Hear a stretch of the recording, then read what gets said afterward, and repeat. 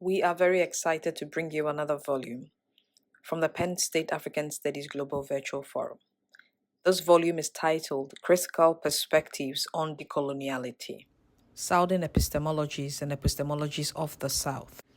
This volume takes a deep dive and critique some of the foundational concepts and approaches to decolonization.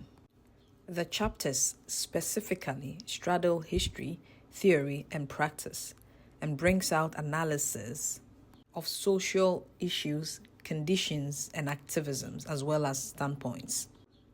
While many label decoloniality and decolonization practices as abstract, unrealistic, removed from context, and as hegemonizing in itself, we provide different pathways to engaging in this critical scholarship. The chapters hit on the harmonies and contestations and goes forward to provide certain pathways for thinking and practicing decoloniality. Check out the snapshots of the individual chapters.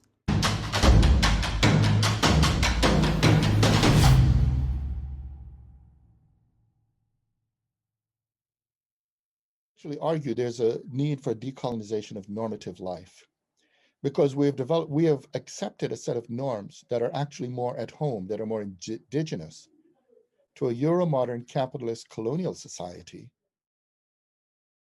This is a narrative that is emerging, not from the academy, not just from intellectuals, but in the interface between social struggles and critical social theory. In that space for new conditions for critical social theory, for pensamiento crítico latinoamericano, Latin American critical thought, particularly from feminist, ethnic, and environmental movements.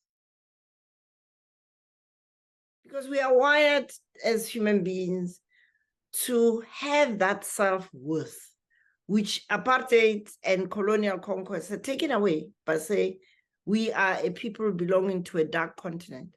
Whereas the reality is that we are not just the cradle of humanity, we are the cradle of the first human civilization. In Village Gone Viral, I used the Auramba case to explore the role and politics of models and model making in an increasingly digital and transnational policy world.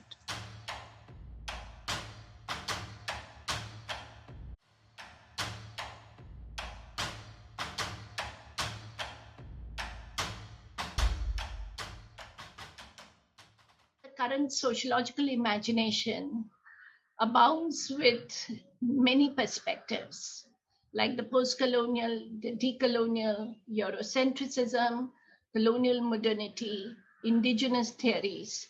And they also have concepts such as captive mind, coloniality, colonial difference, extraversion, and subordinity. So recent events have compelled many universities and corporations to come back to issues of race and decolonizing and epistemic violence and, and all of that good stuff. So the disease of egoism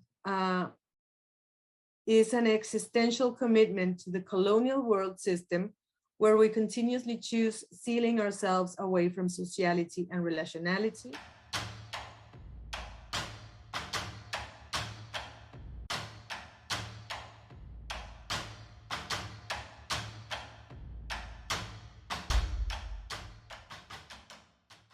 Peace is a troubling ideal. We often hear its name spoken as the permanently desirable and universal moral ideal, and it's a pervasive belief today that to be human, civilized, and good is to value peace and to desire peace. After all, the only people who don't love it are inhuman monsters. Remembering history allows Black people to reaffirm their humanity, even as they address their loss.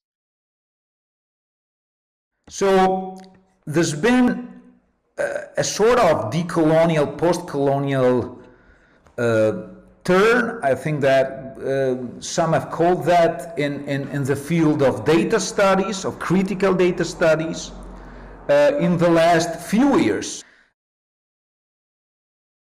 Advocates of free trade within classical political economy are usually argued to be opposed to colonialism.